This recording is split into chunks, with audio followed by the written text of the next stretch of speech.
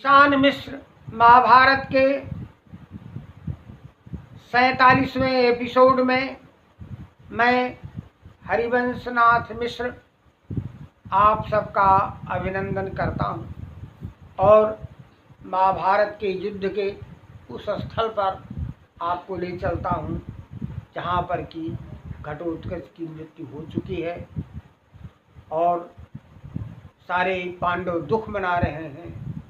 उसी समय भगवान श्री कृष्ण आनंद मना रहे हैं। इस दृश्य को देख करके अर्जुन ने उनसे पूछा था कि हे प्रभु, ऐसा आचरण आप क्यों कर रहे हैं, मुझे समझ में नहीं आ रहा है।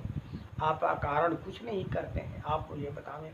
मैं उन पंक्तियों को मैं दोहराता हूँ, पिछली पंक्तियों को, पिछले एपिसोड की इन पंक्तियों को।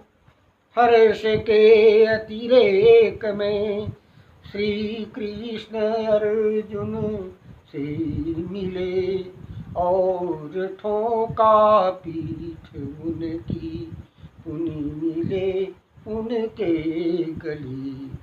गर्जना बहुबार करते सिंह सम श्री कृष्ण से, दीन मन भी भस्म पूछे शोक में किमी हर्ष से। शोक के अवसर पर आप हर्ष प्रदर्शित कर रहे हैं, यह मुझे समझ में नहीं आ रहा है, आप मुझे बताएं। भगवान श्री कृष्ण अर्जुन को अपना भाव स्पष्ट करते हैं कि उनके आनंद का कारण क्या है।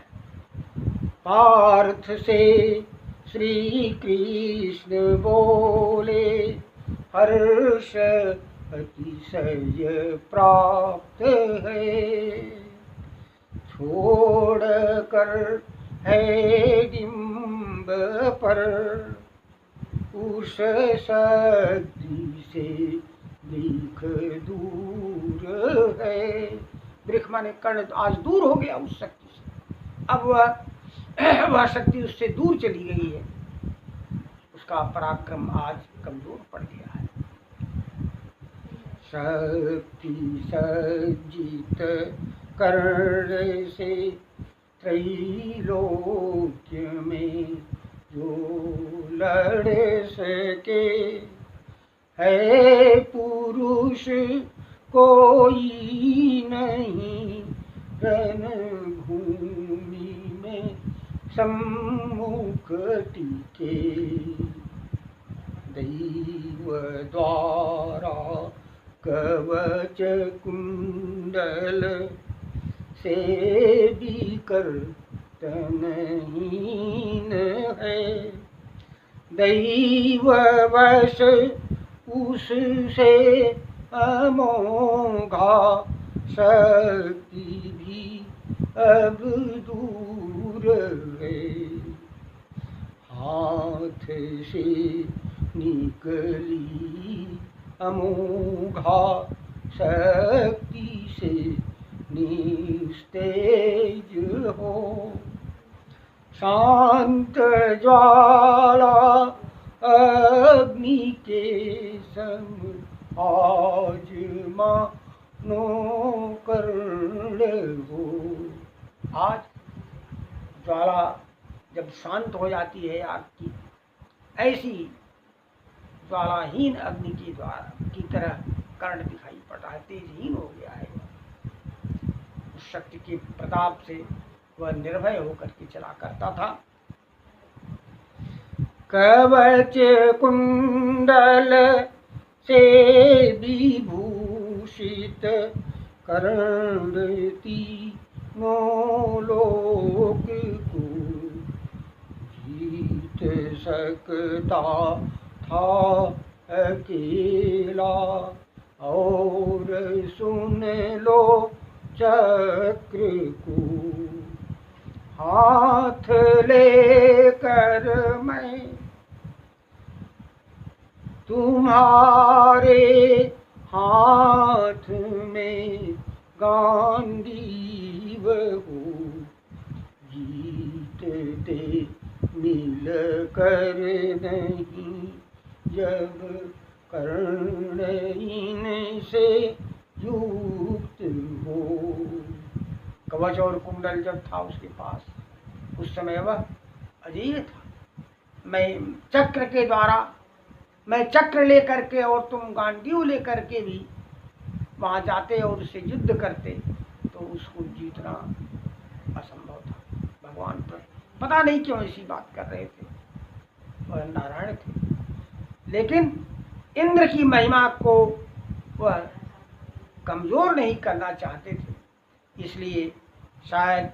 और वह भगवान सूर्य का दिया हुआ कवच कुंडल था और शक्ति जो है इन देवराज इंद्र के द्वारा दी गई थी, उसके बदले में इन तीनों की अवहेलना वह नहीं करना चाहते थे। युद्ध में भले कोई खामियाजा हो सकता था, लेकिन भगवान श्री कृष्ण को कौन समझ सकता है वो क्या चाहते थे।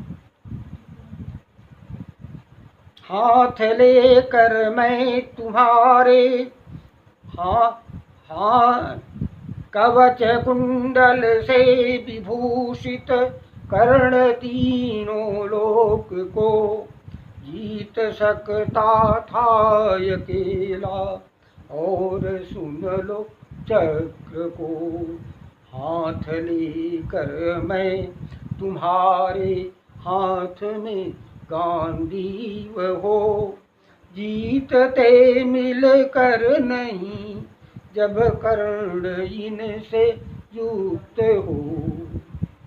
तब हितार्थे कर्ण से देवेंद्र ने अपहृत किया, कवच कुंडल माया विनिमय उसे भी दे दिया। वैजयंती नाम वाली इस यमोखा शक्ति को आज वह भी दूर होती, मार करके दैत्य को।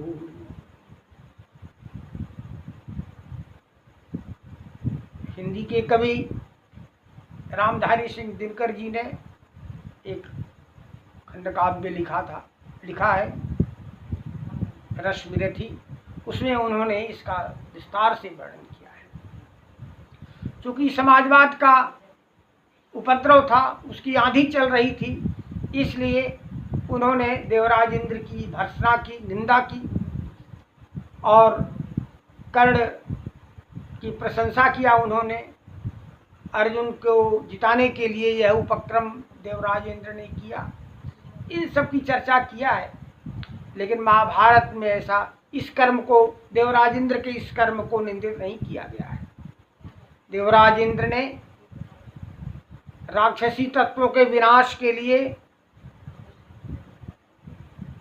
खड़े होने वाले कर्ण से कवच और कुंडल ले लिया था, और चूंकि वह देवताओं के राजा थे, धर्म के प्रतीक थे, उन्होंने जब देखा कि मैं दर्शन दे रहा हूं उसको, तो उसके विनिमय में, उसके लेन देन में उन्होंने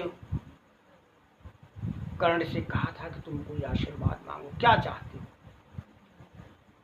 और कर्ण ने उनसे उनकी वैजयंती नामक अमोघा शक्ति, न व्यर्थ होने वाली शक्ति को मांग लिया था।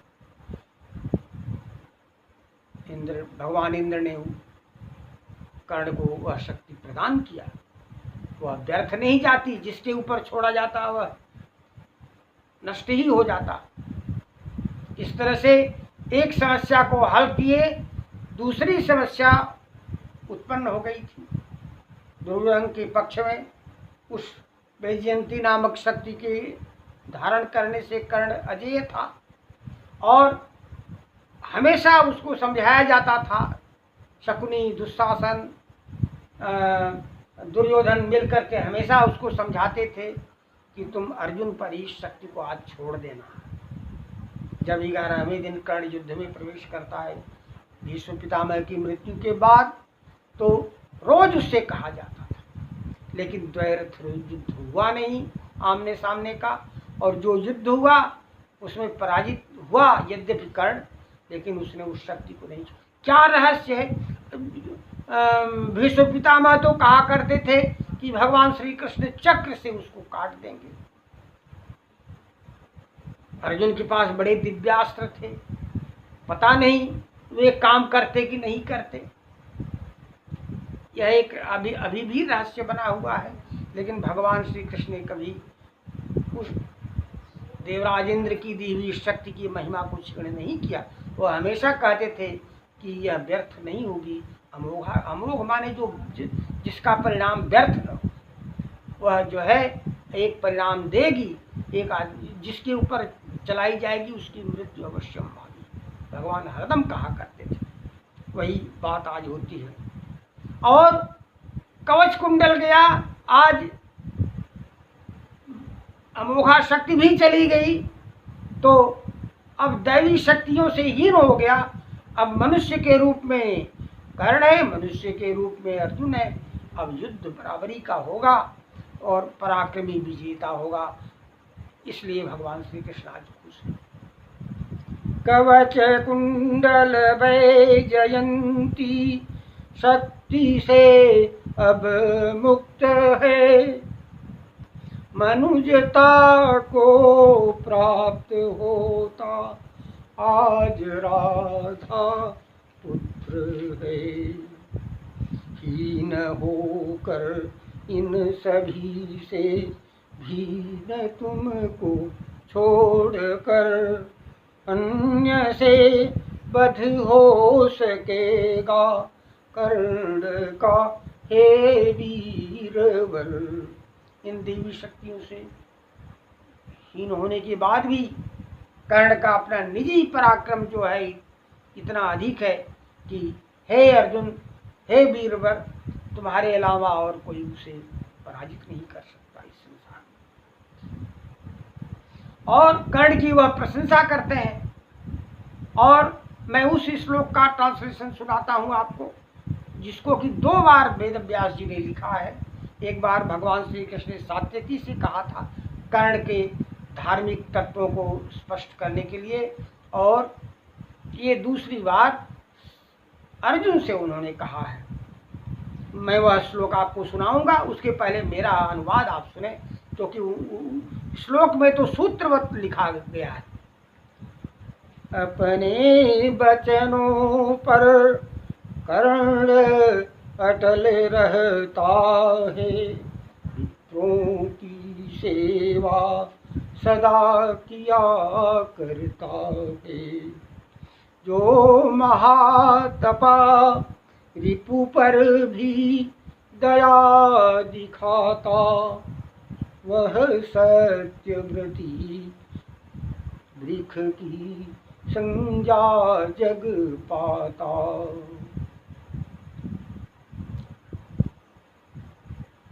फिर से आप इन पंक्तियों को सुने। अपने वचनों पर कर्ण अटल रहता है, विप्रों की सेवा सदा किया करता है। जो महातपा, महान तपस्वी था वो, जो महातपा रिपु पर भी दया दिखाता, वह सत्यव्रती वृक्ष की संज्ञा जग पाता। संसार ने उसे वृक्ष इसलिए कहा, वृक्ष धर्म का नाम है। वेद व्यास जी ने जो लिखा है श्लोक, मैं उसको सुनाता हूँ आपको।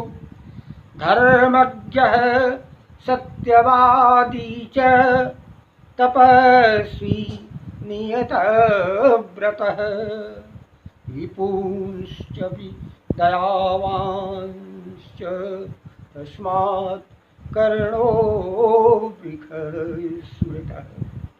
कर्ण धर्मज्ञ है, धर्मात्मा है, सत्यवादी है, तपस्वी है, नियत व्रत है, अपने व्रत पर स्थिर रहने वाला है, जो वचन देता है उसको पूरा करने वाले, ये सब गुण हैं उसके।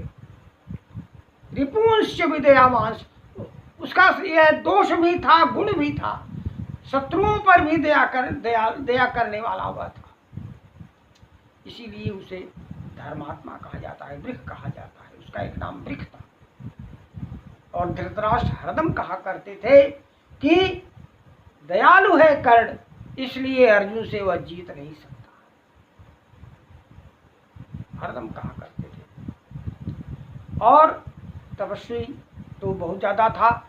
जब स्नान करके, गंगा स्नान करके वह वेद पाठ कर रहा था, उस समय कुंती उससे अर्जुन से संधि कराने के लिए जाती है और उसका वेद पाठ सुनती है अर्जुन, और उसे आनंद का अनुभव होता है कि मेरा पुत्र इतना बड़ा वेदज्ञ है, धरोधर हो के अलावा वह विद्वान था।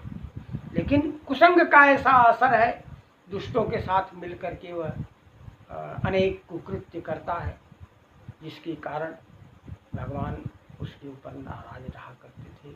भीष्म पितामह उसके ऊपर नाराज रहा करते थे। और अब भगवान श्री कृष्ण उन बातों की चर्चा करते हैं कि अर्जुन, तुम्हारी बाधा को दूर करने के लिए किन किन लोगों का विनाश पहले ही हो चुका था, नहीं तो इस युद्ध में वो लोग कितने भयानक हो जाते। बककिरीमीर हिडिंब जरु जरासंध बलवान, भीमसेन ने मारे कठिन युद्ध अभियान। बक को मारा, किरमीर को मारा, हिडिंब को मारा, हिडिंबा के भाई को, जरासंध को भीमसेन ने पहले ही मार दिया था।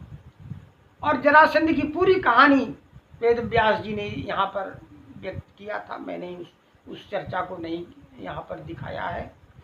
जरासंध की जो राक्षसी गदा थी, जरा नाम की राक्षसी, उसे संबद्ध थी, और उस गदा को उन्होंने, जरासंध ने बलराम जी के ऊपर चलाया था, लेकिन थोड़ा कर्ण नामक अस्त्र का प्रयोग करके उस गदा को नष्ट कर दिया था बलराम जी ने।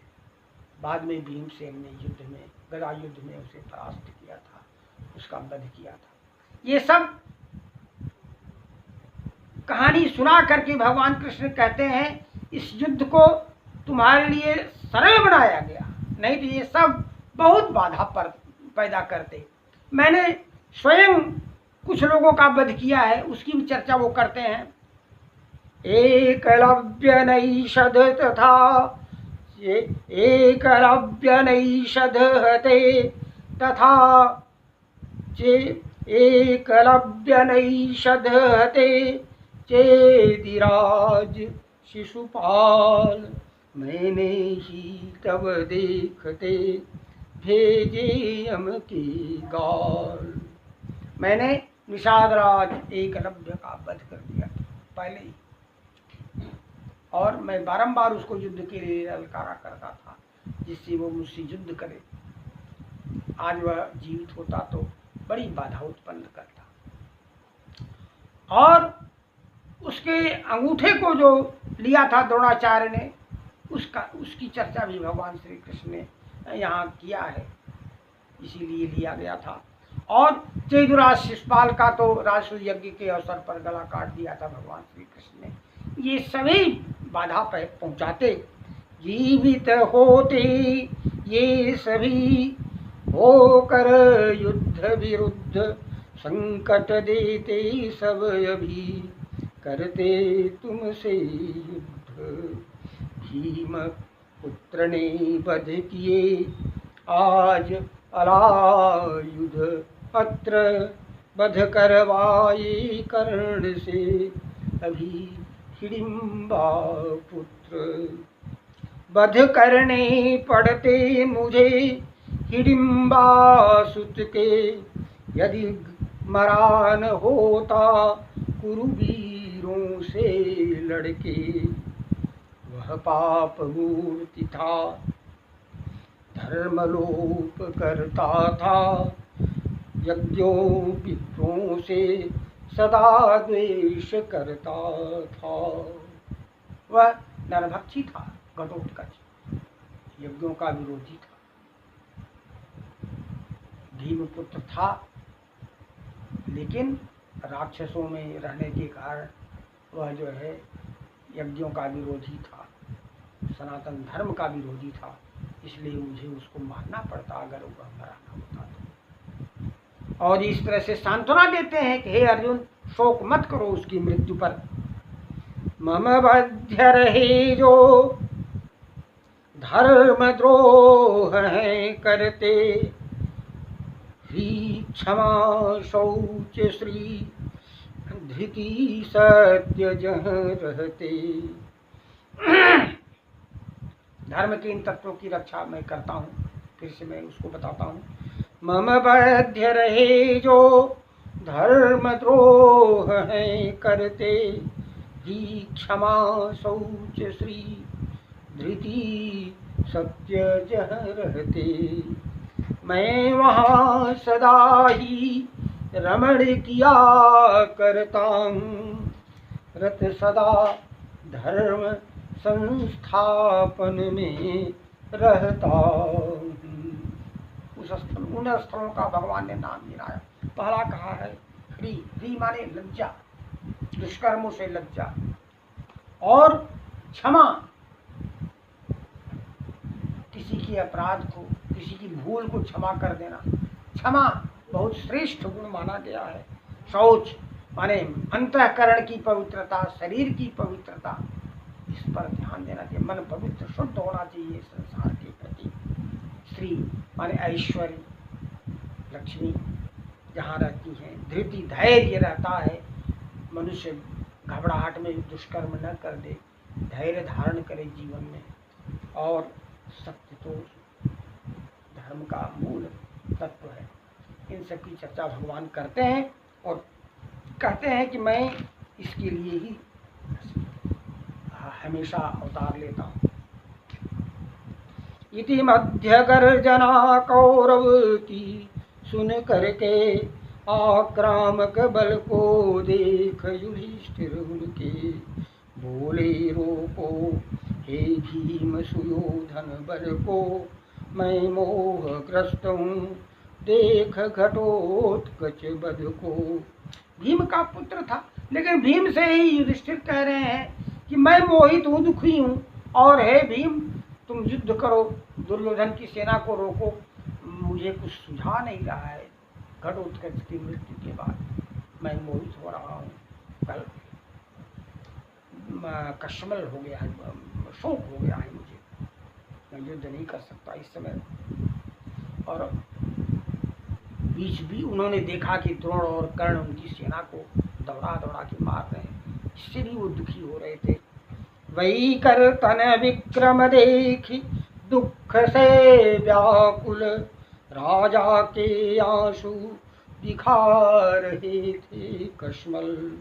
राजा से बोले केशव बोले, राजा से दुख मत करिए, शोभा देता यह नहीं, धृति मन धरिए। भगवान ने संक्षेप में कहा, राजा को शोक नहीं करना चाहिए मृत्यु पर। आप युद्ध करने आए हैं, मृत्यु पर शोक नहीं कर सकते हैं। संक्षेप में उन्होंने सुनाया। विद्वान थे युधिष्ठिर, सूत्र में समझ गए वह। वही कर तन विक्रम देखी दुख से व्याकुल, राजा के आंसू दिखा रहे थे कश्मल। कश्मल माने मोह।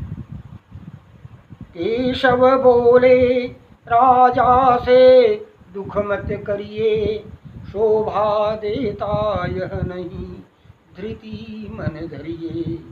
राजा बोले जब मैं काम्यक बन रहता, अर्जुन अनुपस्थित साथ घटोत्कच होता। शस्त्रों का संग्रह कर जब अर्जुन लौटे, तब गया घटोत्कच हम सबको तज करके।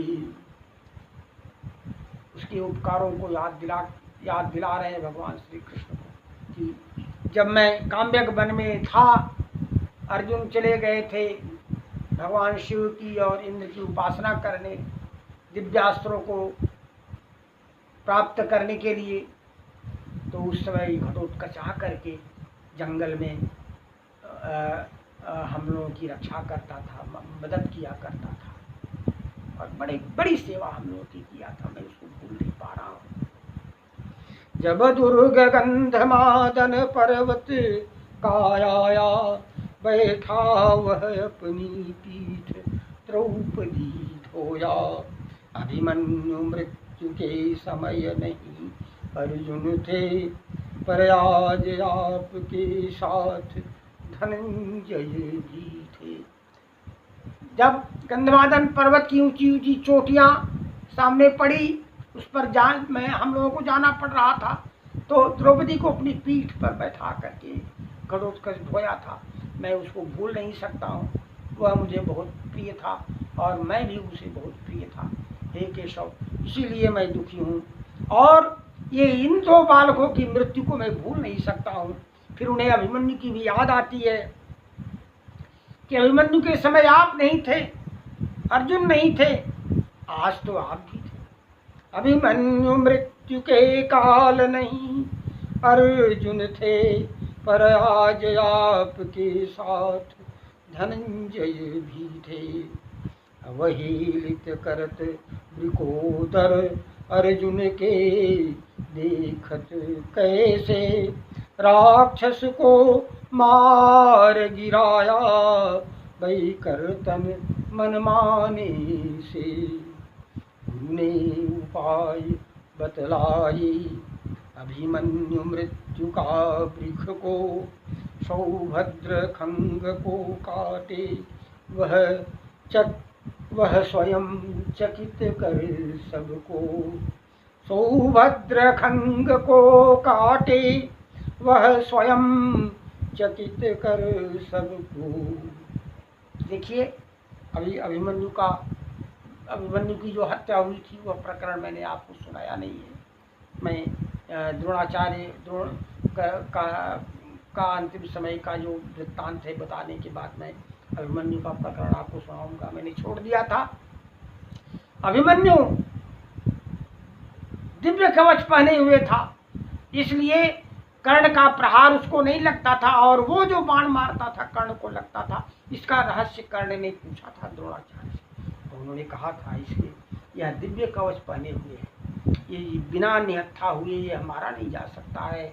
और उन्होंने भयंकर निशानेबाज थे द्रोणाचार्य, उन्होंने खंग को काट करके अभिमन्यु को निहत्था बनाया था, जो कि एक आचार्य के लिए ठीक नहीं था। और इस तरह से उन्होंने भीषण अन्याय किया था। आज इन दोनों के अपराधों को वह याद करता है और आज याद करते हैं। युधिष्ठिर कहते हैं, कर्ण द्रोण द्रुक मूल हैं हम लोगों के कृष्ण, मत मेरा पहले करूं इनका वध संपन्न। मैं दमन हेतु वैकर्तन का जाता हूँ, संग्राम वृकोदर द्रोण का होता। मैं दमन हेतु वैकर्तन का हूँ जाता, संग्राम वृकोदर द्रोणी का होता। राजा के पीछे चला शिखंडी बल सह, श्री कृष्ण हाकते अर्जुन का रथ भीतर। इस तरह से कर्णवध के लिए वो स्वयं जाते हैं जिद करके। शिखंडी भारी सेना को लेकर के पीछे पीछे जाता है। बल माने फोर्स, बल, सेना। अर्जुन और श्री कृष्ण भी जाते हैं, लेकिन बीच में एक घटना घट जाती है छोटी सी, उसको आप सुनावें। जो बात अर्जुन को भगवान श्री कृष्ण ने कहा था, युधिष्ठिर से नहीं कहा था, वेद व्यास जी ने कहा, और आप सुने। मुनि वेद व्यास भगवान प्रकट मार्ग में, कहते राजा से अर्जुन कर्ण समर में। जीवित अर्जुन है दैव सहायक ही है, दोनों में दैरथ युद्ध नहीं था शुभ है। होता यदि द्वैरथ युद्ध कर्ण अर्जुन में, दिव्यास्त्र युद्ध होता घातक दोनों में। व्याकुल होने पर सूत पुत्र ध्रुव संगर, देवेंद्र शक्ति मोचन करता अर्जुन पर। व्याकुल होने पर सूत पुत्र ध्रुव संगर, ध्रुव माने निश्चित रूप से, संगर माने युद्ध भूमि में देवेंद्र शक्ति को छोड़ देता, क्योंकि दिव्यास्त्रों का जब युद्ध होता तो अर्जुन के पास ज्यादा दिव्यास्त्र थे, वह कमजोर होने पर उस देवेंद्र शक्ति को, भगवान इंद्र की दी हुई शक्ति को वह चला देता। भारी विपत्ति तुम पर आ जाती राजन, तब हेतु घटोत्कच निहत शोक की कारण। मत करो क्रोध तुम युद्ध करो कौरव से, पृथ्वी तब होगी पंचम दिवसे अब से। आप कर्ण से युद्ध करने का विचार त्याग दीजिए, क्रोध त्यागिए, युद्ध करिए शांत होकर के, और आज के 5वें दिन यह पृथ्वी आपकी हो जाएगी, आप विजेता हो जाएंगी। इस तरह से वेद व्यास जी ने उन्हें ढाढ़स दिया, और वैसा ही हुआ, क्योंकि उस दिन रात का प्रहर था, अगले दिन द्रोणाचार्य की मृत्यु होती है, 2 दिन कर्ण सेनापति रहता है, और 1 दिन शल्य रहते। इसके बाद कौरव भागने लगते हैं, और दुर्योधन जाकर के सरोवर में छिपता है। इस तरह से विजेता होते हैं, 5 दिन का समय लगता है। और लेकिन उसी समय उन्होंने फिर धर्म की चर्चा किया और कहा कि इन तत्वों को आप धारण करिएगा राजा होने के बाद। मैं उसे फिर से आपको सुना रहा हूँ। दान क्षमा तप सत्य धर्म और अक्रूरता, काहि चिंतन नित्य करना भारत सर्वथा। दान क्षमा तप सत्य धर्म और अक्रूरता, काहि चिंतन नित्य करना भारत सर्वथा। इस तरह से वैजयंती शक्ति के चले जाने से युद्ध का ढंग बदल जाता है। अर्जुन बारंबार परेशान करते हैं कौरवों को, द्रोणाचार्य के बाद कर्ण आता है और वह बिना वैजयंती शक्ति के, बिना कवच कुंडल के युद्ध करता है। और इन सब बातों को भगवान की इच्छा होगी तो मैं आपको सुनाऊंगा। आज यहीं पर मैं अपनी वाणी को विराम देता हूँ, और फिर इस तरह से युधिष्ठिर अगले युद्ध के लिए प्रस्तुत होते हैं।